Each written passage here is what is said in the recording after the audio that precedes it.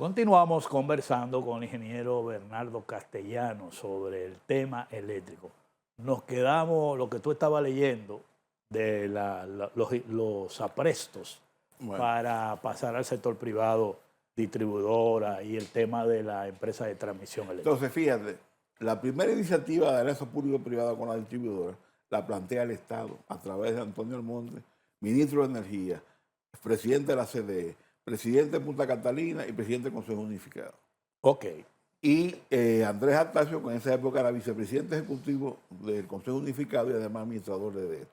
Pero la segunda iniciativa sale del sector privado, de la empresa TSK española. Pero entonces, ¿qué pasa? Como era una iniciativa privada, la empresa de transmisión evalúa la oferta de alianza pública-privada. Claro.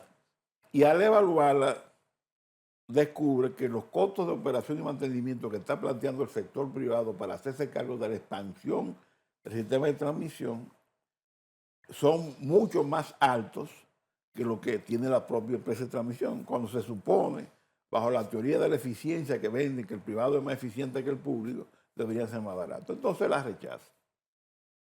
En ese momento, el administrador era nuestro amigo Martín Robles. Y cuando él, apoyado en los estudios, los análisis que hicieron sus técnicos de la empresa, y llegaron a esa conclusión, selló su cancelación. Y aprovecharon el año pasado un apagón que se produjo por un error humano de un empleado de tercera categoría, sin minimizarlo, pero digo tercera categoría en términos de jerarquía, porque era una persona que estaba dando mantenimiento en una subestación y confundió un switch con otro. Y en vez de sacar el que debió, sacó el que no era y generó, bueno, el famoso. ¿Y eso se quedó ahí? Eso se quedó, entonces, no, pero se quedó ahí. Lo cancelaron y se quedó ahí. Exacto, lo cancelaron. Y después volvió otro blackout. Y vino otro blackout, pero entonces al que lo sustituyó no lo cancelaron. No, pero entonces, ¿qué pasa? Y eso fue algo tan evidente que el amigo Virgilio Feli, en un comentario hecho en el programa matutino donde él está todos los días, dijo que la cancelación de Martín ya estaba decidida hacía 2 años. Y cuando tú haces así y sumas y restas, te das cuenta que coincide con ese decisión. hecho. Entonces mira aquí lo que dice este título del 25 de enero del 2026. Analizan oportunidades de inversión en la empresa de transmisión. Entonces mira que eso es de este año. Exacto. El vicepresidente ejecutivo de la empresa de transmisión eléctrica, Alfonso Rodríguez Tejada, sostuvo una reunión de trabajo con el viceministro de Asuntos Económicos y Cooperación del Ministerio de Relaciones Exteriores, Hugo Rivera, en la que analizaron las oportunidades de inversión extranjera que tiene el país en el subsector de transmisión eléctrica. Míralo ahí. Han retomado. Ahora. Pero eso fue ahora. Exacto. Por eso te digo, son los papeles, porque si ahora, no, si no dicen que uno está difamando. Sí, no. Ya se ve claro. Pero esa intención se mantiene. Pero claro, siempre ahora no la van a hacer. Ya no le da tiempo. No es que no le da tiempo, es que la sociedad no lo va a permitir. No lo va a permitir. Entonces este gobierno es alérgico a las reacciones sociales. Pero ahí es que yo te digo, Bernardo, fíjate cómo tú describes. Y por eso, ¿verdad? Y ahí tú terminas de cerrar el concepto de la cancelación de Martín. Claro. El rechazo de la APP. Sí. Viene la excusa. Aparentemente por algo, pero en el fondo es la otra cosa. Exacto. Viene la excusa, un blackout que no tiene que ver.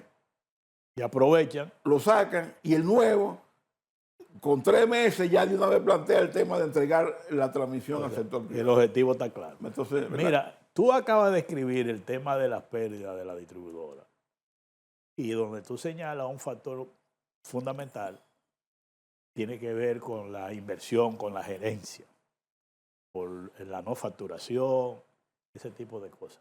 Ahora yo te pregunto, ¿qué es lo que uno se pregunta? Yo soy lo que digo, que aquí en el sector eléctrico se sabe lo que hay que hacer. Que ustedes lo han planteado muchísimas veces. Están todos los estudios. Ahora, ¿tú crees que esa actitud de no querer enfrentar ese tema con la inversión, como estamos hablando, se debe a esos planes? No, yo estoy convencido. De que esos planes, ¿verdad? Claro, porque dinero hay. Entonces, ¿Tú sabes cuánto maneja el sector, la distribuidora? No, porque además con los subsidios te dice a ti que hay dinero. No, pero yo te voy a decir una cosa. La distribuidora cobra anualmente alrededor de 2.500, 3.000 millones de dólares. Que, Anual. claro, o sea, aún con esa pérdida tiene esos ingresos. ¿Por qué? Porque ellos el 60, 70 lo cobran. Pero además reciben 2.000 millones de dólares de transferencia al sector estatal. Estamos hablando de más de 4.000 millones. Y entonces tenemos el bono luz, que es poco, pero son 200, 300. Entonces la distribuidora manejan anualmente en el orden de los 4.500 millones de dólares. Tú me vas a decir de ahí que si tú estás manejando 4.500 millones de dólares anualmente, tú no puedes sacar anualmente 500, 600 millones de dólares para invertirlo en reducción de pérdidas, que es lo que te está ocasionando una hemorragia de dinero que le impide al presidente invertir en infraestructura, en salud pública, que aquí hay una deuda muy grande en el tema de salud pública, No, y además, donde tú tienes que remodelar hospitales, equipar hospitales, sí. Pero hay algo, mantener las medicinas para los pacientes que van en los no, y hospitales. hay algo elemental. Si tú tienes pérdidas que cada día aumentan más, yo creo que cualquier empresa, si fuera una empresa privada tuya, tú lo primero que tratas es reducir la pérdida. Pero claro, Es una empresa tuya, ¿verdad? claro. Entonces, yo no sé por qué en el Estado. Bueno, porque el Estado, como dice el refrán, no tiene doliente. Sí, no. Ahora, de la boca sí te dicen mucho. Pero mira, pero espérate, déjame ver si yo encuentro rápidamente. Porque yo aquí. te voy a decir una cosa, uno está calculando la parte financiera de la inversión del Estado, ese tipo de cosas, pero lo que representa los apagones para pérdida en términos económicos para la familia dominicana, eso es mucho. Y eso no Mira. está calculado ahí. Para que tú veas que el papel lo aguanta todo. Septiembre 2 del 2024. ¿Qué dice ahí? Celso Marrancini anuncia acuerdo para inversión anual de 300 millones de dólares en el sistema eléctrico. Ok. 300, dice él, Dice- anunció. Anunció. Y mira, esto es en agosto del 2025, 20 de agosto. ¿Qué dice ahí? Déjame verlo aquí. Celso Marrancini anuncia 400 millones de dólares en modernización eléctrica. 300 y ahora 400. 700, ¿verdad? ¿Y aquí qué tenemos? Aquí sistema eléctrico en crisis. Préstamos multimillonarios y apagones persisten. Y entonces, ¿es un problema de dinero? No, de dinero no lo es. Porque si hay todos esos préstamos, ¿dónde están esos préstamos? Sí, no, lo que pasa es que de discurso es mucho lo que hay. O sea, como había un anuncio de un banco famoso donde trabajaba mi mamá en los años 60. ¿Y los cuartos dónde ¿Y están? los cuartos dónde están? En el banco aquel. En el famoso banco aquel. Mira ¿verdad? una cosa, Bernardo. Esa es la parte de la distribución que ya sabemos. Y como tú has dicho, claro, la solución es inversión de parte del gobierno. Si quieres resolver ese tema, hay que hacer inversiones. Ahora, vamos a la parte de generación. Se han hecho muchos anuncios. ¿Qué va a entrar Manzanillo? ¿Qué va a entrar Energía 2000? ¿Qué va a entrar qué sé yo qué? Que la inversión en energía eólica, que la inversión en energía solar, que vamos a ser autosuficientes, todo ese tipo de cosas. Sin embargo, tenemos unas barcazas operando en ASO ahí, que eso no hay quien lo aguante, los costos de generación de ahí. ¿Cuál es realmente la situación? ¿Qué perspectiva tenemos? Lo que ha pasado hasta ahora, todas esas promesas que parecen incumplidas y la perspectiva de generación, porque así como está el tema de la distribución, no hay duda de que el país sigue creciendo, de que el país sigue avanzando, entonces se necesita cada vez más energía para poder suplirle a los usuarios. Pudiéramos decir, para que entremos en ese tema, Bernardo, cada año más o menos en cuánto crece la demanda. Mira, la demanda anual Sí. crece en el orden de los 200 megavatios 200 megas cada año. cada año. Significa que en estos 8 años, cuando... 6 años vamos a poner. Bueno, Tenemos 6 ha crecido 1.200 y al final 1.600. 1.600. Ahora, en teoría, ciertamente, este gobierno adoptó una política en el área de generación, que es que el sector privado haga las inversiones y lo que hace es que la distribuidora compran la energía. Hacen licitaciones, en el caso de la generación térmica, pero y en la de energías renovables, eólica y solar, eran precontratos negociados grado a grado, que eso es lo que establecía la ley, pero ya esa ley, la ley fue modificada y ahora están haciendo licitaciones. ¿Qué pasa? Lamentablemente, las licitaciones en el área de generación térmica no han sido competitivas.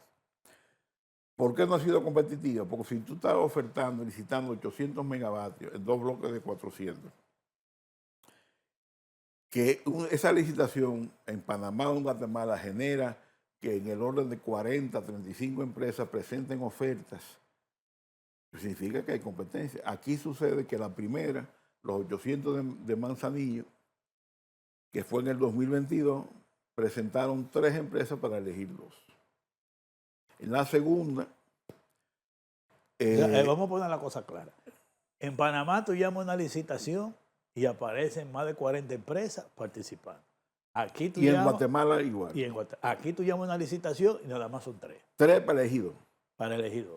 Y la segunda, que fue también de 800, que en dos bloques de 400, que eran dos licitaciones en una, se presentaron 2 empresas para elegidos. Entonces una y una. Exacto. Entonces casi, ¿verdad? Como que está claro el muñeco. Bueno, entonces, pero esa es la realidad. La realidad. Entonces, ay, mi madre. Entonces este gobierno ha contratado, o en este gobierno van a entrar, de aquí a que termine, en generación térmica alrededor de 2.000 megavatios. De 2.000.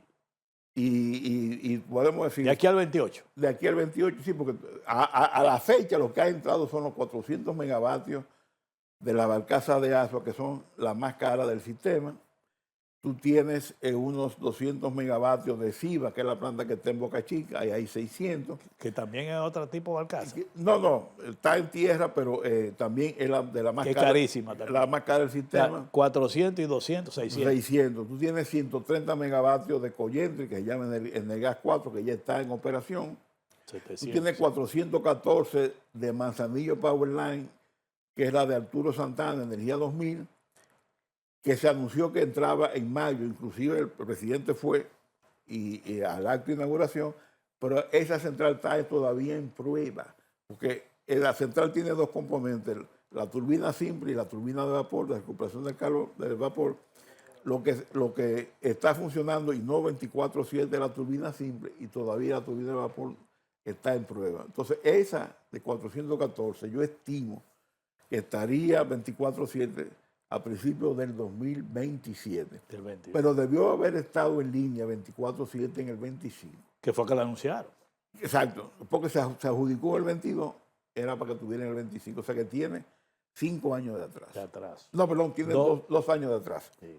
Los 800 de Manzanillo, que debió entrar también en el 25, van a entrar, dice el gobierno, a principios del 2028, y eso no es verdad. Eso no va a ser. Eso entraría con el ejemplo que vimos delante. en el mejor escenario, final del 28, principio del 29. Entonces tenemos además lo que llaman San Felipe, que están en Boca Chica, que recientemente el presidente fue a ver los avances frente a la ola de apagones. Entonces fueron a hacer ahí un mercadeo y montar alguna generación, porque los apagones no es por falta de generación, sino porque es por problema de la distribuidora. Entonces fueron y dijeron que esa central entra el año que viene, a principios del 2027. ¿Y cuánto aportaría eso? 460. 400. Y yo estimo que realmente esa planta estaría 24/7 a final del 27. Ahora, y hay otra central que entraría a final del 28, principio del 29, que es Cibor con 130 megavatios. O sea que en los 8 años ya están contratados por este gobierno alrededor de 2.000 megavatios de generación térmica, más alrededor de 2.000 megavatios de energía renovable. 2.000 también por ese concepto. Más o menos. Entonces, el problema es que a partir del 29, en el escenario no hay ninguna perspectiva de nueva generación térmica. Y además, Celso declaró que las barcazas se van en octubre. Declaró, ahora vamos a decir verdad que se van. No lo soporta, pues. ¿Por qué? Porque el contrato vence, inclusive ya eso salió en los medios de comunicación. Ahora, yo le digo a este gobierno, que no oye a nadie, pero bueno, por lo menos que quede constancia. Si esas barcazas se van en octubre, como anunció Celso, yo digo aquí que los apagones se van a aumentar.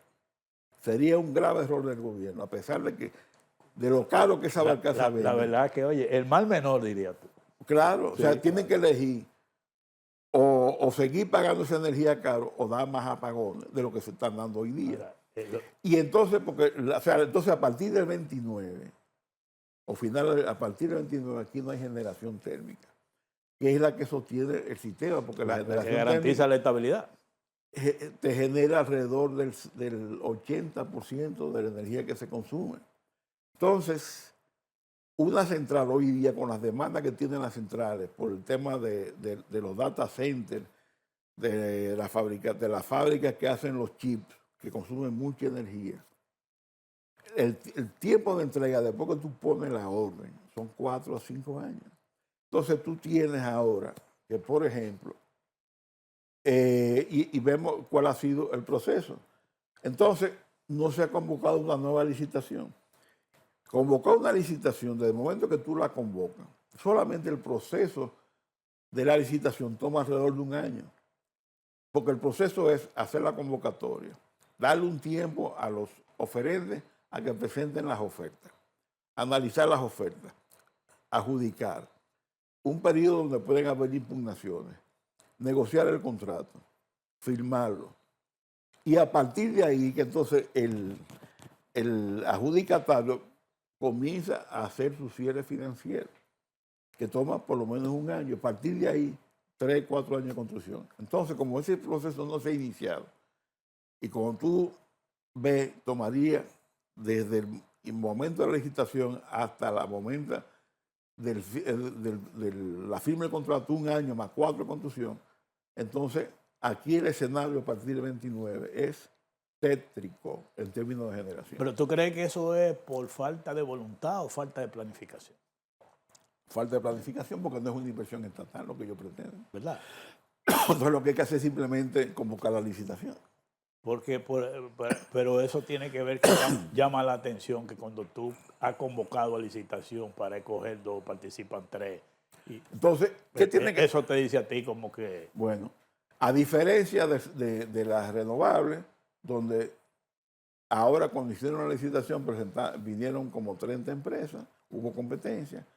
¿Pero por qué vienen esas empresas? Porque hay incentivos, porque las renovables están exoneradas de todos los impuestos y además las empresas creo que por 10 años están exoneradas del pago de la renta. Entonces es muy atractivo invertir. ¿Y cuál es el problema que tú siempre has hablado de que en esa generación hay un problema de la batería y ese tipo de cosas? Bueno, esa es la energía renovable, que este gobierno, si bien es cierto, por un lado... ¿Incentiva eso? No, bueno, el incentivo viene del gobierno pasado, pero que se han instalado, o sea, se han aprobado alrededor de 2.000 megavatios en energía renovable, pero de una manera irresponsable, la Comisión Nacional de Energía, de manera intencional y con conocimiento, se puso a aprobar toda esa cantidad de energía renovable intermitente, eólica y solar, sin exigir los almacenamientos en batería. Entonces, mira lo que está sucediendo. Pero que uno se pregunte, ¿cómo es posible? Mira, ¿qué dice ahí? Lee ahí, ¿qué dice ahí? Yo no lo alcanzo a ver, léelo ahí. Bueno, para que lo fije la cámara, entonces yo voy a leer. Sí. Limitación en despacho de energía solar está provocando pérdida de inversionistas. Gustavo Vergara, representante de GP Capital Partners, grupo con inversiones en 10 parques solares en el país, reveló que el año pasado perdieron más de 5 millones de dólares perdón, en los diferentes proyectos y que este año, en los primeros 2 meses, la cifra alcanzó los 4 millones de dólares. O sea, en 2 meses perdieron, ya están perdiendo lo que perdieron en todo un año. Oye. Generamos la energía y se nos manda a limitar la potencia con la cual podemos despachar. Tenemos una planta que puede despachar 100, pero se le ordena a 80. Entonces hay 20 que se dejan de vender.